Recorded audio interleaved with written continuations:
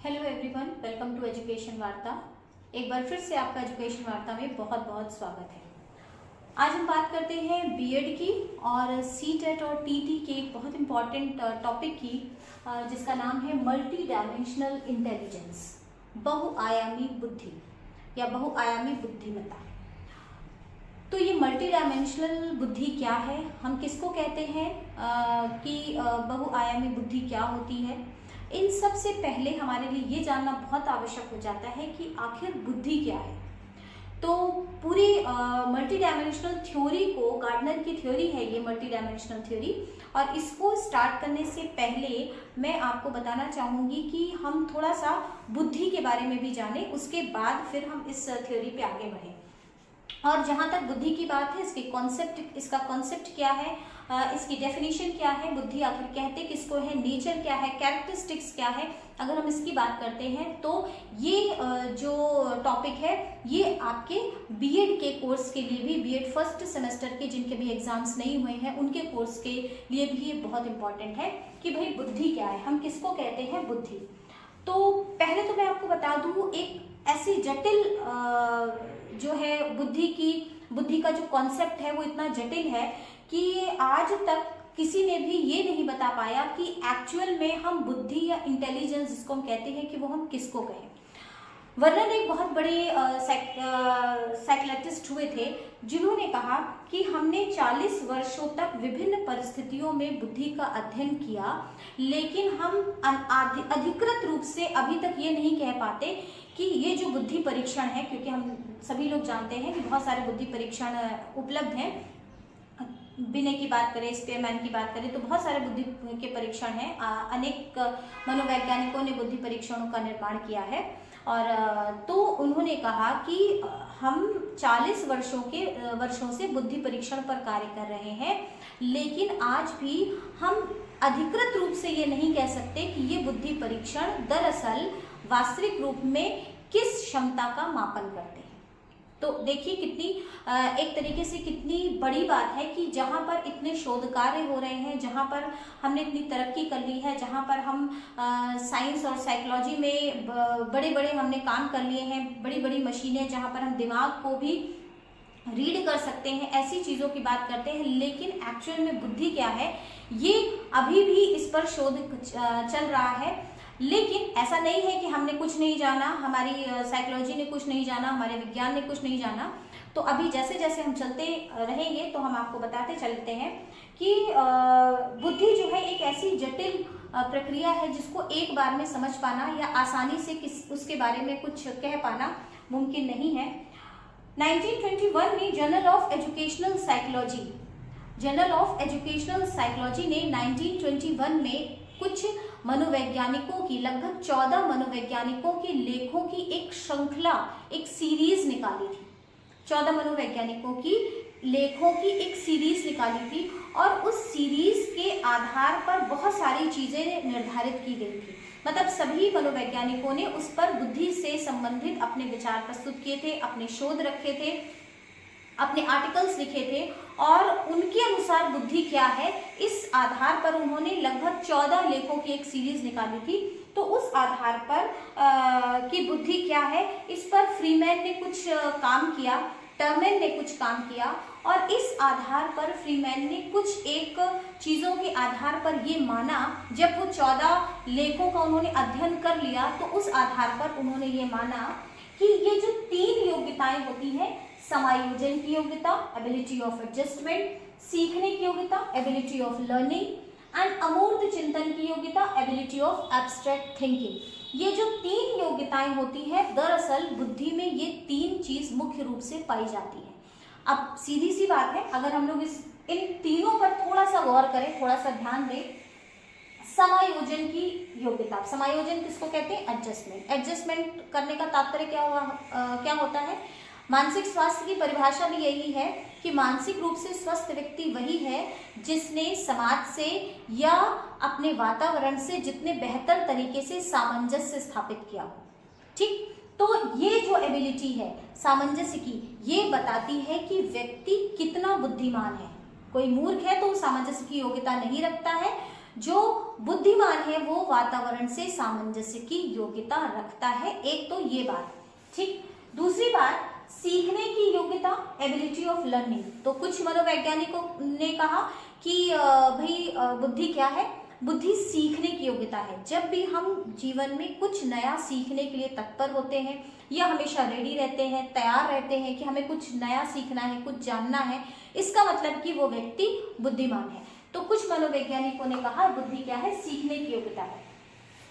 तीसरी कैटेगरी क्या आती है, अमूर्त चिंतन की योग्यता, एबिलिटी ऑफ एब्स्ट्रैक्ट थिंकिंग। अमूर्त चिंतन क्या है, हम बहुत सारी ऐसी चीजों पर थिंकिंग करते हैं जो कि हमें दिखाई देती है।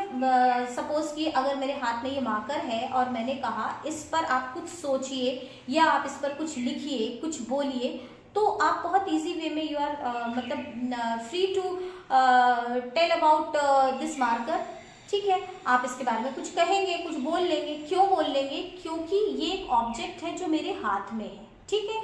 इसके बारे में बोलना बहुत आसान है। लेकिन यदि मैंने आपसे कुछ ऐसी चीज के बारे में बोलने के लिए कहा जो कि आपको ऑब्जेक्ट के रूप में हमारे पास नहीं है, जो हमें दिखाई नहीं दे रही है।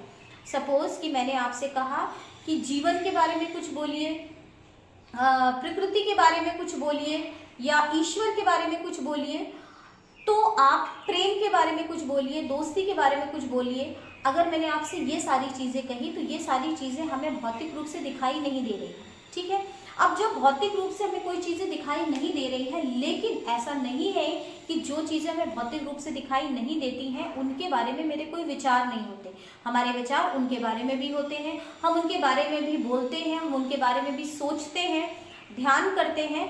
तो ये जो चिंतन होता है it is called abstract thinking, अमूर्त चिंतन। तो ये तीन योग्यताएं विभिन्न मनोवैज्ञानिकों की लेखों के आधार पर, परिभाषाओं के आधार पर फ्रीमैन ने कहा कि ये तीन योग्यताएं जो होती हैं वो मुख्य होती हैं अगर हम किसी व्यक्ति को बुद्धिमान कहते हैं या ये कहते हैं कि आखिर बुद्धि क्या है, ठीक है। तो बुद्धि किसी के पास है तो उसके अंदर ये तीन प्रकार की योग्यताएं होंगी, तभी वो व्यक्ति ना कहें बल्कि अगर ये कहें कि बुद्धि की ये तीन विशेषताएं होती हैं, ठीक है। तो सीखने की योग्यता, सामंजस्य करने की योग्यता और अमूर्त चिंतन की योग्यता। जैसे जैसे और आगे चलेंगे हम लोग देखेंगे बुद्धि में बहुत सारी विभिन्न परिभाषाओं में उसकी और भी बहुत सारी चीजें निकल करके सामने आई हैं।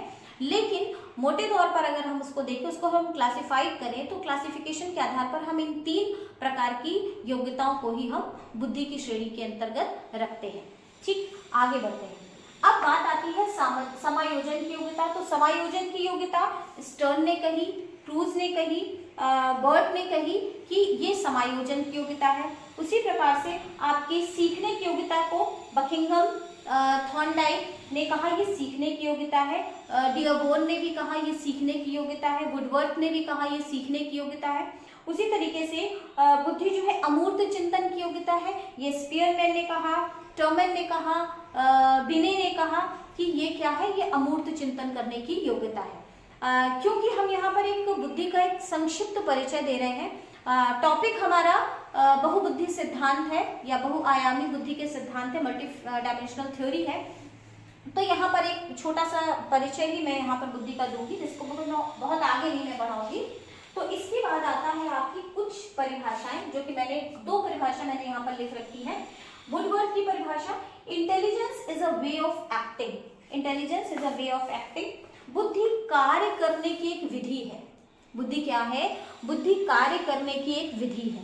हम किस तरह से कार्य करते हैं, हम कोई काम करते हैं। देखिए प्रत्येक व्यक्ति एक कार्य को यदि 2, 3, 4 अलग अलग लोग करते हैं, लेकिन उन सभी लोगों के कार्य करने के ढंग अलग अलग होते हैं।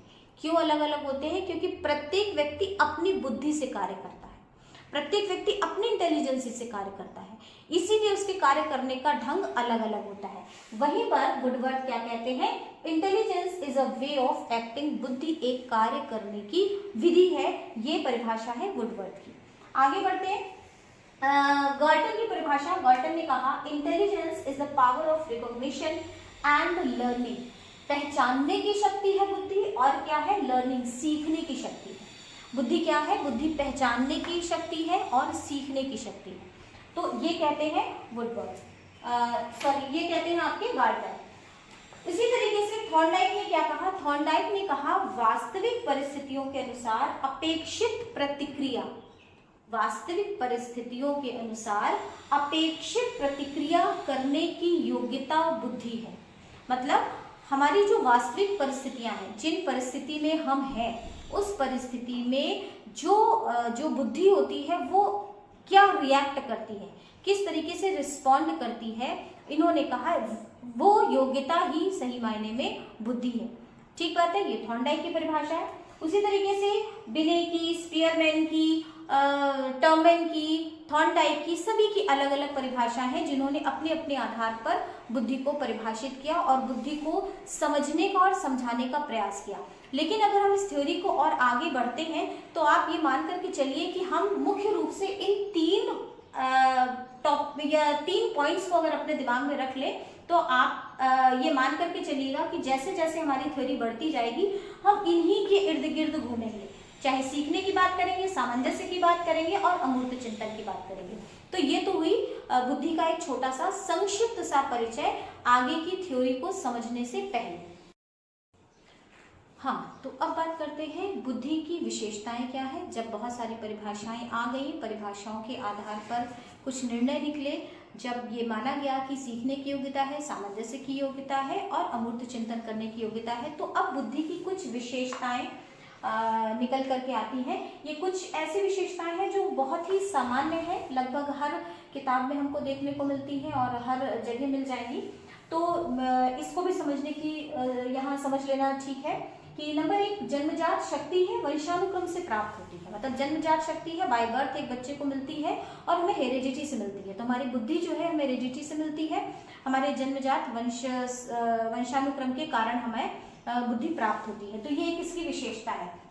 अब यहाँ पर इसकी छोटी सी बात है कि भाई अगर हम जन्मजात मान लेते हैं या हेरिडिटी से मान लेते हैं तो वातावरण का क्या प्रभाव पड़ता है, इसको मैं आगे डिस्कस करती हूँ। दूसरा आता है कि विभिन्न प्रकार की योग्यताओं का समूह है।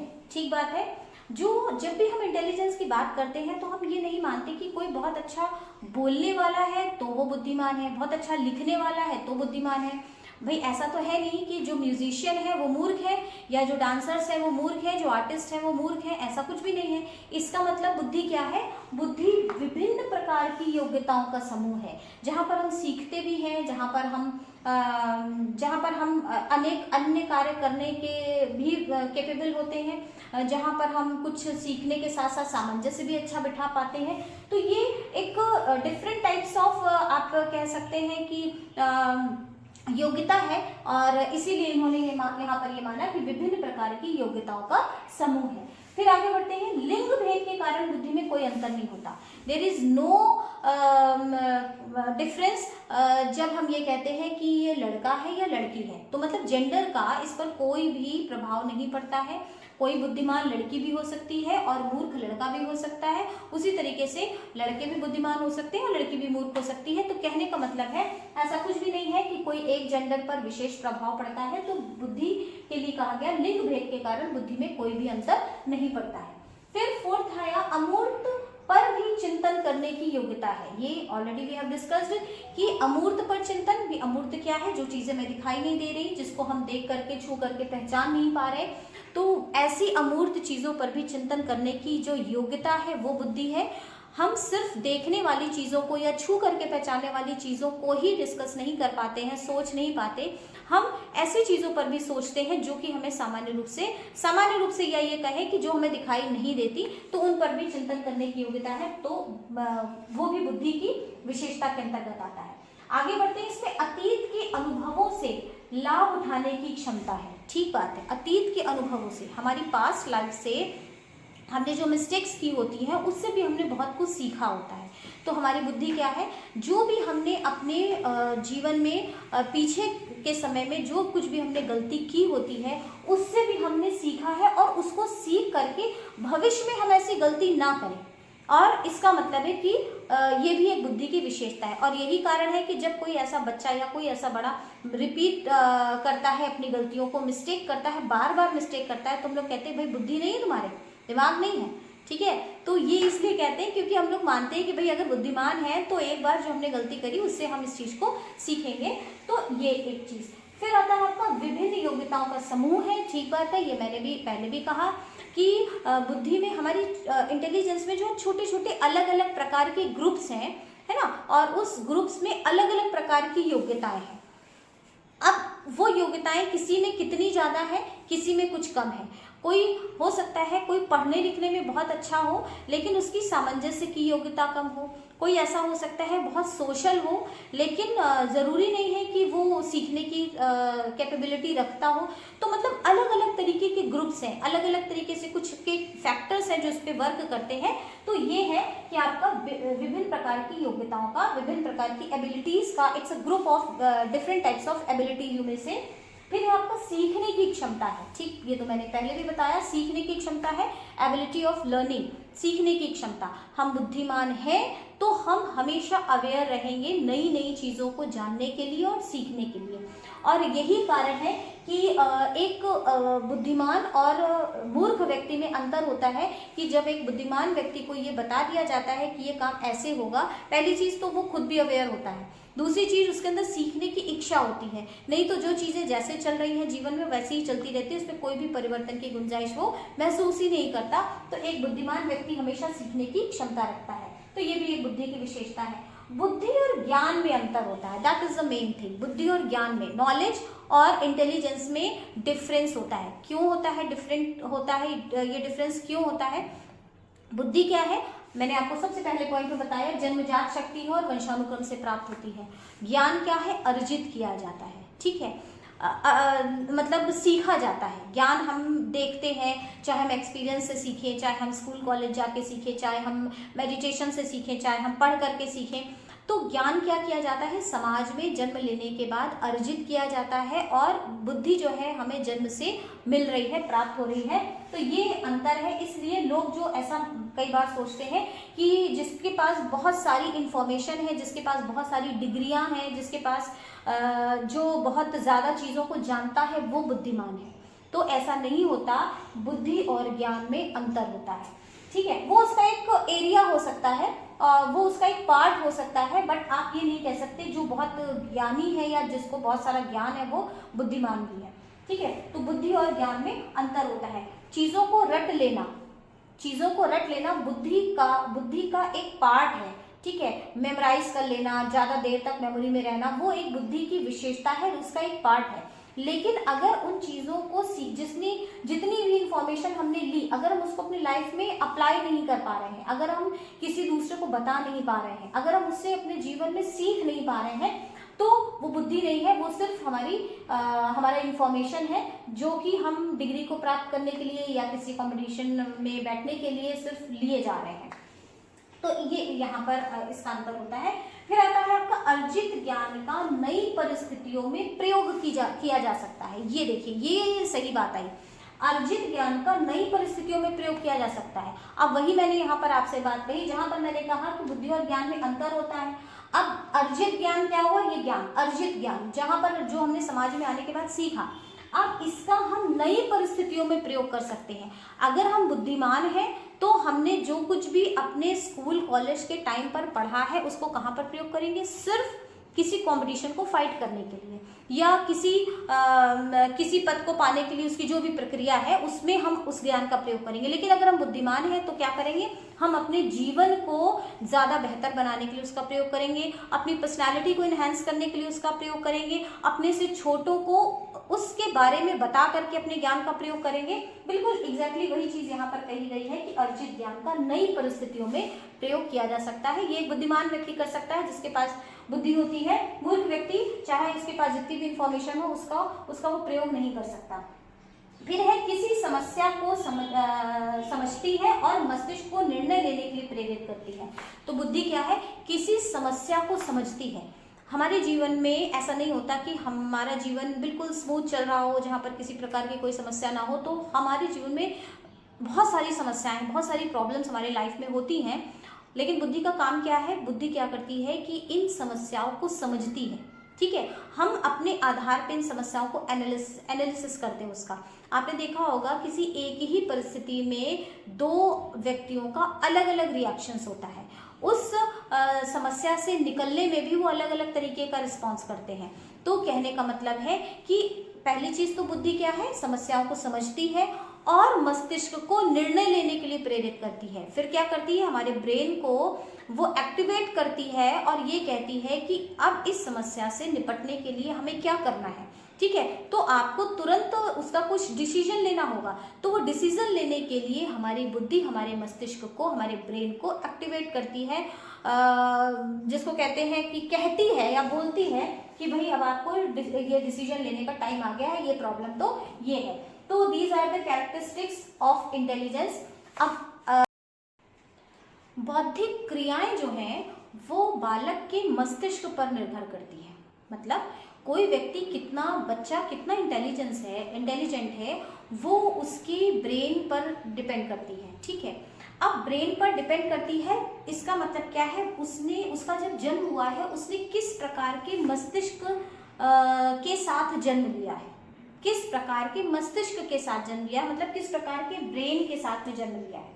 और साइंस कहती है कि ये इस बात पर निर्भर करता है कि बच्चे का यदि मस्तिष्क जो है वो जन्म के समय यदि विकसित है, मतलब अधिक बेहतर है कंपैरिजन टू अदर्स, इसका मतलब है। और उसके बाद उन्होंने कुछ फैक्टर्स दिए कि अगर ये फैक्टर्स नहीं है, कुछ एक 3-4 फैक्टर्स हैं, यदि ये फैक्टर्स नहीं है इसका मतलब है कि वो बच्चे का मस्तिष्क ज़्यादा बेहतर तरीके से काम करेगा।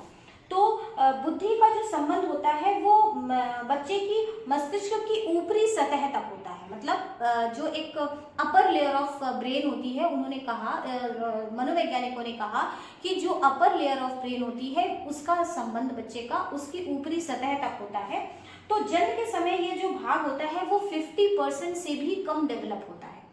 जब बच्चा जन्म लेता है तो उसका ये जो भाग होता है मस्तिष्क का वो 50% से भी कम डेवलप होता है। जैसे जैसे वो समाज में रहता है, जैसे जैसे वो समाज के साथ सामंजस्य स्थापित करता है, नई नई परिस्थितियों के बीच में रहता है, वैसे वैसे ही उसके अंदर परिपक्वता आती है, निरंतरता आती है और धीरे धीरे उसके मस्तिष्क का निर्माण या उसका मस्तिष्क परिपक्व होने लगता है और उसकी बुद्धि का निर्माण ज़्यादा बेहतर तरीके से होता रहता है। तो जन्म के पश्चात बालक को स्वस्थ वातावरण की आवश्यकता होती है। ठीक बात है, जब भी हम किसी ये कहते हैं कि कोई बच्चा कितना बुद्धिमान है या वो अधिक इंटेलिजेंट है, इसका मतलब है कि उसको जो वातावरण घर से मिला हुआ है वो भी बहुत बेहतर वातावरण उसको मिला हुआ है। तो ये जो चीजें हैं, इन्होंने कहा कि इस प्रकार बालक की जो बुद्धि होती है वो कुछ तथ्यों पर आधारित होती है। जो बालक की बुद्धि होती है वो कुछ तथ्यों पर आधारित होती है, क्योंकि जन्म के समय जो मस्तिष्क की संरचना होती है उसके ऊपरी जो परत होती है उसके सिर्फ 50% जो है जन्म के समय उसका निर्माण हुआ होता है, बाकी सारा कुछ वो जन्म के बाद ही होता है।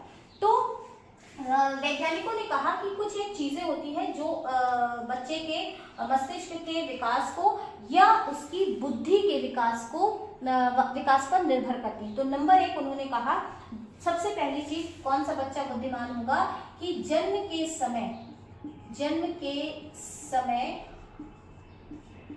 उसने किस मस्तिष्क के साथ जन्म लिया, किस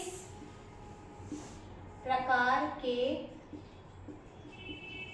मस्तिष्क के साथ जन्म लिया। अब किस प्रकार के मस्तिष्क के साथ में जन्म लिया, अब मैंने आपसे कहा 50% बच्चे का मस्तिष्क बना नहीं होता। ठीक, ये कम भी हो सकता है और नियर 50% भी हो सकता है। तो जिसका जितना डेवलपमेंट होता है वो उसकी उतनी ज्यादा बुद्धिमान होने की संभावना बढ़ जाती है। तो एक तो ये तथ्य, ये जो फैक्टर है ये प्रभाव डालता है बच्चे के बुद्धिमान होने पर। दूसरा क्या प्रभाव डालता है कि किसी भी प्रकार का कोई आघात, दुर्घटना आदि दुर्घटना आदि, या कुपोषण भी आप कह सकते हैं, कुपोषण। यदि कोई ऐसा बच्चा है जिसके मस्तिष्क का विकास तो जन्म के समय ठीक हुआ, लेकिन कुछ समय के बाद मस्तिष्क को माना जाता है कि 16 से 18 वर्ष तक उसके ब्रेन का पूरा डेवलपमेंट हो चुका होता है, तो अब अगर उसके बीच में उसको किसी प्रकार का कोई शॉक लग जाता है, कोई एक्सीडेंट हो जाता है, कोई दुर्घटना हो जाती है, या वो कुपोषण का शिकार होता है, ठीक है, मतलब उसके अंदर विटामिन मिनरल्स आदि की कमी है, तो अगर वो कुपोषण का शिकार है तो भी उसके मस्तिष्क का पूरा विकास नहीं हो पाता और वो बच्चा बुद्धिमान की श्रेणी में नहीं आ पाता। तो दूसरा ये फैक्टर है कि किसी प्रकार का कोई आघात या दुर्घटना या कुपोषण जो है बच्चे को पीछे ढकेलता है, ठीक है। तीसरा जो बहुत मुख्य कारण है कि वातावरण। आप वातावरण यहाँ पर कहने में सिर्फ वातावरण मैंने लिखा है, बट आप समझिए वातावरण कितना मेन रोल प्ले करता है। एक बच्चे को अगर हम ये चाहते हैं कि वो उसका ज़्यादा बेहतर विकास हो, तो हमें उसको जीवन में नई नई परिस्थितियाँ, नई नई अवसर या नई अपॉर्चुनिटीज़ हमें उसको सदा देनी चाहिए। अगर हम ये अपॉर्चुनिटीज़ उसे देने से बचते हैं, अगर हम सिर्फ उसे घर में रखते हैं, उसको ज़्यादा समाज में मिलने जुलने नहीं देते, उसको नई नई समस्याओं से जूझने नहीं देते, उसको अपने निर्णय नहीं लेने देते, या फिर उसको बिल्कुल एक शेल के अंदर बहुत सिक्योरिटी में रखते हैं, तो आप मान करके चलिए ऐसा वातावरण बच्चे के बुद्धि के विकास में सहायक नहीं है, वो उसको और प्रॉब्लम ही क्रिएट करेगा। तो ये बहुत इंपॉर्टेंट बात है, वातावरण में बच्चे को कितनी ज़्यादा ऐसी ज़्यादा से ज़्यादा ऐसी अपॉर्चुनिटी, ऐसी परिस्थितियाँ मिलती हैं जिसमें कि वो अपने डिसीजन ले सके, समस्याओं से बाहर निकल सके, अपने लिए कुछ सोच सके, कुछ नया कर सके, कुछ क्रिएटिव कर सके, कुछ सीख करके अपने जीवन में अप्लाई कर सके। ये सारी परिस्थितियाँ जिस भी बच्चे के जीवन में जितनी भी ज़्यादा आएंगी, जितना ज़्यादा उसको अपने आप को एक्सप्लोर करने का अपॉर्चुनिटी मिलेगी, उतना ज़्यादा वो बच्चा जो है बुद्धिमान होगा और बुद्धि उसकी उतनी ही बेहतर होगी। तो ये तीन जो चीज़ें हैं वो बच्चे के डेवलपमेंट के लिए, बौद्धिक विकास के लिए इम्पॉर्टेंट है। तो यहाँ से अब ये एक जिसको हम लोग कह रहे थे कि बुद्धि की परिभाषा, उसका एक सामान्य अर्थ, बुद्धि की विशेषताएं और एक्चुअल में हम बुद्धि के अंतर्गत कौन कौन सी मुख्य चीज़ें आती हैं, तो यहाँ तक जो है आपका ये कवर हुआ। तो ये हुआ बुद्धि की विशेषताएं, परिभाषाएं आदि। अब इसके बाद नेक्स्ट वीडियो में हम लोग बात करेंगे गार्डनर की थ्योरी, मल्टी डायमेंशनल इंटेलिजेंस की थ्योरी पर। तो आज के लिए बस इतना ही, जल्दी ही मिलती हूँ और फिर हम लोग नेक्स्ट टॉपिक पर बात करते हैं। चैनल को सब्सक्राइब कर दीजिएगा, क्योंकि अच्छी बात है कि आपके जैसे ही आपके साथी भी लाभ उठाएं और पढ़ें। आपकी जो भी क्वेरीज हैं, आपकी जो भी प्रॉब्लम्स हैं, वो भी आप मुझे लिख सकते हैं और मैं कोशिश करती हूँ कि आपकी इन सारी समस्याओं का जितनी जल्दी हो सके समाधान करूँ। CTET का रिजल्ट आ ही चुका है, आप लोगों को पता ही है। होप कि आप लोग बेहतर तरीके से उसमें पास हुए होंगे, और जिन स्टूडेंट के कुछ नंबर से बचे हैं तो आप अभी से उसकी तैयारी करना शुरू कर दीजिए, क्योंकि होप कि अगर 3 महीने या 5 महीने 4 महीने के अंदर एग्ज़ाम होते हैं तो आपका एग्ज़ाम एक बार फिर से जुलाई अगस्त तक हो, तो आप उसकी तैयारी करते रहिए और बने रहिए मेरे साथ एजुकेशन वार्ता में।